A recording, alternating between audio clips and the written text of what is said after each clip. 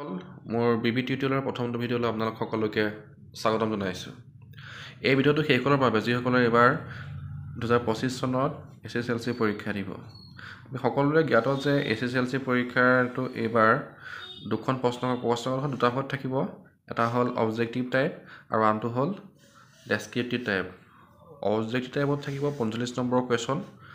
আৰু ছাবজেক্টিভ টাইপতো আহিব 25 number question. এই কথাটো হ'ল যি আমাৰ অবজেক্টিভ টাইপ বা MCQ থাকিব 45 নম্বৰ কুৱেশ্যন, তাৰে পেপাৰ ছেট হ'ব 4টা ABCD, অৰ্থাৎ আগৰ বেঞ্চৰ পাছৰ বেঞ্চৰ আৰু চবৰে প্ৰশ্নকাকতখন বেলেগ বেলেগ হ'ব। কিন্তু যিখন ছাবজেক্টিভ কুৱেশ্যন পেপাৰ এইখন সকলোৰে ক্ষেত্ৰত একেই হ'ব। এতিয়া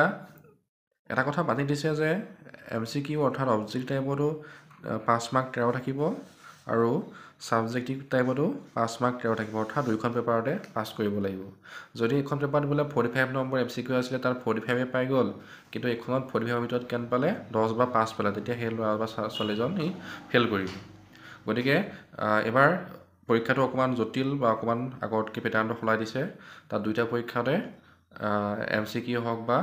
ছাবজেক্টিভেই হওক দুটা 13-13কৈ পালে পাছ কৰিব। এতিয়া যিসকল ছাত্ৰ ছাত্ৰী গণিতৰ ক্ষেত্ৰত অলপ দুৰ্বল, তেওঁলোকৰ ক্ষেত্ৰত কিছু সমস্যা হোৱা দেখা গৈছে। তেওঁলোকে অবজেক্টিভ টাইপত 45টা কুৱেশ্যন, তাৰ ভিতৰত 13টা কুৱেশ্যন বা পাৰিব, ঠিকে আছে। কিন্তু তেওঁলোকে ছাবজেক্টিভ কুৱেশ্যনৰ ক্ষেত্ৰত যে 13 পাবই বা 13টো কেনেকৈ গোটাব,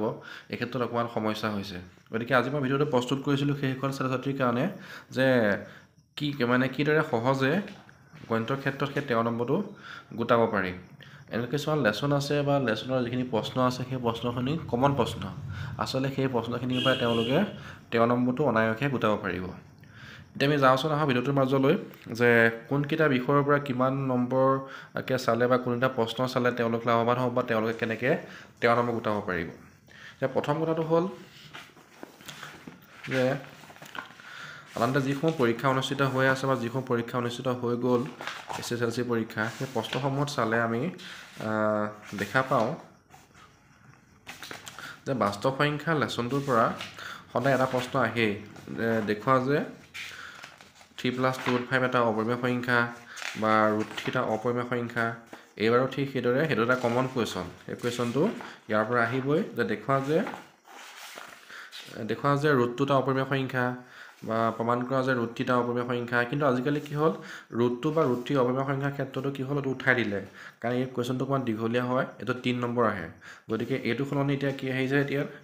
দেখুওৱা যে 5 - √3 অপৰিমেয়, সেইটো এটা কমন কুৱেশ্যন। 5 - √3 অপৰিমেয়, এই কোনোবা দুটামান এটা চালেই হ'ল, গোটেই প্ৰশ্নখিনি একেই আৰু। দেখুওৱা যে 3+2/5 অপৰিমেয়, দেখুওৱা যে 1/√2 অপৰিমেয় বা 7/5 অপৰিমেয়, দেখুওৱা যে 6+√2 অপৰিমেয়। এনেকুৱা অংকবিলাক পৰা এটা অংক এইবাৰ অহাটো কমন, যিহেতু আগৰ প্ৰশ্নবোৰতো আহি গৈ আছে। কিন্তু এইবাৰ যিখন যোৰহাট ডিষ্ট্ৰিক্টৰ টেষ্ট পেপাৰ, তাত এটা ব্যক্তিগত প্ৰশ্ন দেখা পোৱা গ'ল যে দেখুওৱা যে √3 + √5 এটা অপৰিমেয় সংখ্যা। গতিকে যিসমূহ এইবাৰ 2025 বৰ্ষৰ শিক্ষান্ত পৰীক্ষাত অৱতীৰ্ণ হ'ব, হাইস্কুল শিক্ষান্ত পৰীক্ষাত, তেওঁলোকে এই অংকটো চোৱাটো ভাল, যিহেতু পৰীক্ষাত এইবাৰ আহিব পাৰে, পৰা সম্ভাৱনা আছে। দেখুওৱা যে √3 + √5 এটা অপৰিমেয় সংখ্যা। এইটো আমাৰ কুৱেশ্যন বেংকখনৰ যিটো মডেল কুৱেশ্যন পেপাৰ, তাতো বেকতো এই কুৱেশ্যনটো আছে, এনেকুৱা কুৱেশ্যন এটা তাত আছে। দেখুওৱা যে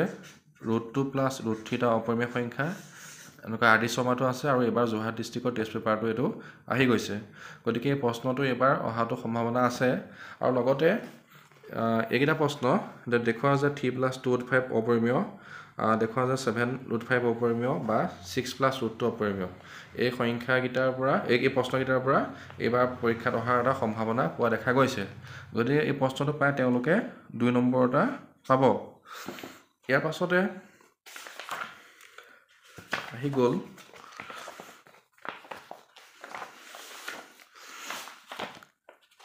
বৃত্ত লেচনটো।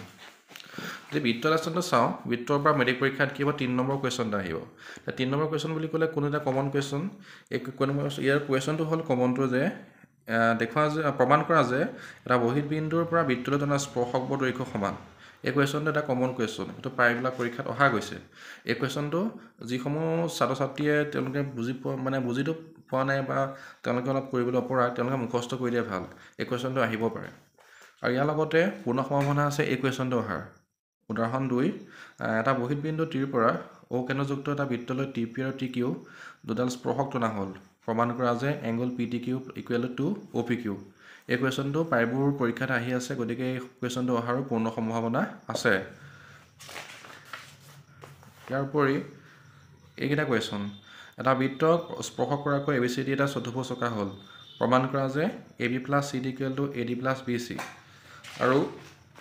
এই কুৱেশ্যনটোৰ সমান্তৰালকৈ এই কুৱেশ্যনটো এইবাৰ অহাৰ পূৰ্ণ সম্ভাৱনা আছে কুৱেশ্যন নম্বৰ 9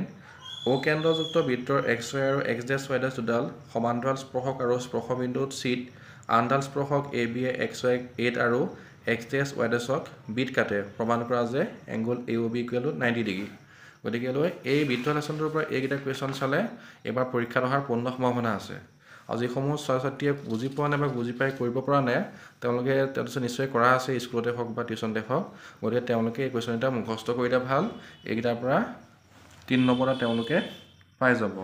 এতিয়া 2+3 হ'ল 5 মাৰ্কছ বা 5 মাৰ্ক আছিলে 13টো কেনেকৈ গোটাব পাৰিব সেইটো কথা মই কৈ আছোঁ এতিয়া 2+3 5 মাৰ্কছ হ'ল এতিয়া আহি গ'ল অংকন এই অংকন লেচনটোৰ পৰা এটা 4 মাৰ্কছৰ কুৱেশ্যন আহিব গতিকে এই 4 মাৰ্কছৰ কুৱেশ্যনটোত বিশেষ কষ্ট কৰিবলগীয়া একো নাই ইয়াত 11.1ৰ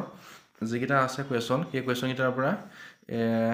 প্ৰায়বিলাক কুৱেশ্যন একেই তাত খালি কিছুমান আছে কি সদিশত দিয়া থাকে কিছুমান ভগ্নাংশবিলাক আৰু কিছুমান কি আছে বিসদিশত দিয়া থাকে তেওঁলোকে সদিশত কেনেকৈ কৰিব পাৰি বা বিসদিশত কেনেকৈ কৰিব পাৰি সেইটো অকণ বুজি ল'লে হ'ল ইয়াৰ পৰা এটা 4 মাৰ্কছৰ কুৱেশ্যন আহিব তেওঁলোকে ইয়াৰ পৰা কুৱেশ্যনটো ভালকৈ বুজি পেলাই যদি এইটো কৰি দিয়ে 4 মাৰ্কছ দিব তেওঁলোকে অনায়াসে বা ইজিলি পাই যাব গতিকে এইটো তেওঁলোকে ভালকৈ চালে ইয়াৰ পৰা 4 মাৰ্কছ এটা আহি যাব 2+3 + 4 আমাৰ এতিয়ালৈকে মাৰ্কছ হ'ল 9 মাৰ্কছ আমাক আৰু 4 মাৰ্কছ লাগে 5 মাৰ্কছ ইয়াৰ পাছতে আছে ইয়াৰ পাছতে আছে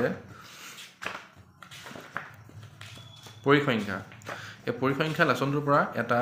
3 মাৰ্কছ বা 4 মাৰ্কছৰ কুৱেশ্যন আহিব এইটো ক'ৰ পৰা কমন গতিকে ইয়াৰ পৰা তেওঁলোকে মাধ্যম মধ্যম আৰু বহুলক তিনিটা সূত্ৰ আছে মাধ্যম মধ্যম আৰু বহুলক কেনেকৈ নিৰ্ণয় কৰে এই তিনিটা সূত্ৰ ভালকৈ যদি তেওঁলোকে চাই লয় তিনিটা সূত্ৰ চাই ল'লে তেওঁলোকে খুব ইজিলি এবাৰ 4 মাৰ্কছ এটা পাই যাব বা 3 নম্বৰ এটা পাই যাব গতিকে 1 মাৰ্ক ইয়াৰ পৰা এম চি কিউ আহিব নিশ্চয় আৰু তাৰ 3 নম্বৰ বা 4 নম্বৰ এটা লং কুৱেশ্যন আহিব গতিকে তেওঁলোকে যদি ভালকৈ চায় ইয়াৰ পৰা এটা 4 মাৰ্কছ বা 3 মাৰ্কছ পাই গ'ল আমি 3 ধৰিছোঁ গতিকে ইয়াৰ পৰাও 3 মাৰ্কছ এটা পাই গ'ল গতিকে আমাৰ নম্বৰ হ'ল 3+4 7 7+3 10 10+2 12 নম্বৰ আমি এইখিনিলৈকে পাই গ'লোঁ এতিয়া ইয়াৰ পাছত আছে সম্ভাৱিতা এইটো বহুত সহজ লেচন হয় সম্ভাৱিতা তাত কৰিবলগীয়া বেছি বস্তু নাথাকে ইয়াত প্ৰশ্ন দিয়া থাকে প্ৰশ্নতে উত্তৰ থাকেই গতিকে সম্ভাৱিতাৰ পৰা এটা 2 নম্বৰ কুৱেশ্যন আহিব আৰু সেই কুৱেশ্যনটো বুজি লৈ পেলাই অকণমান কৈ দিলে তেওঁলোকৰ ইজিলি 2 মাৰ্কছ এটা পাই গ'ল এতিয়া যদি মাৰ্কছটো প্লাছ কৰি চাওঁ আমি 2+3 5 5+4 9 9+3 12 12+2 14 আৰু 5 মাৰ্কছ আছিলে 13 তেওঁলোকে ইজিলি 14 মাৰ্কছ পাই গ'ল আৰু বাকী লেচনবোৰৰ পৰা যদি তেওঁলোকে অকণমান চায় তেওঁলোকে তাৰ পৰা অকণমান পাৰিলে ত্ৰিভুজৰ পৰা আহিব পাৰে সমান্তৰ প্ৰগতিটো ইজি অংক আছে এটা সূত্ৰ মাত্ৰ এইটো সূত্ৰ মুখস্থ কৰিলে হ'ল যে A N equal to A plus N minus 1 D য'ত এ এনটো হ'ল অন্তিম পদ এটো প্ৰথম পদ এনটো মুঠ পদ আৰু ডিটো হ'ল আধান অন্তৰ গতিকে এই ফৰ্মুলাটো মুখস্থ কৰিলে তেওঁলোকে সমান্তৰ প্ৰগতি অংক এটা পাৰি গ'ল ইয়াৰ পৰাও এটা 2 মাৰ্কছ আহিব গতিকে তেওঁলোকে ইজিলি পাছ কৰি যাব তেওঁলোকে বিশেষ নহ'লেও এইটো 2 মাৰ্কছ এটা আহিলে বাস্তৱ সংখ্যা লেচনৰ পৰা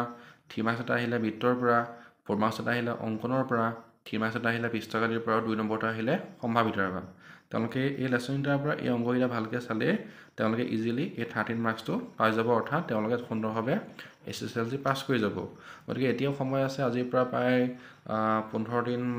বা 14 দিন আছে পৰীক্ষালৈ গতিকে তেওঁলোকে এই বিষয়কেইটা ভালকৈ চালে পাই যাব আৰু আমি ইয়াৰ পাছৰ ভিডিঅ'ত পৃষ্ঠকালি হওক বা বহুপদৰ হওক খুব সুন্দৰভাৱে প্ৰশ্নসমূহ বুজাবলৈ চেষ্টা কৰিম যদি তেওঁলোকে এইটো সময় আছে চাব পাৰে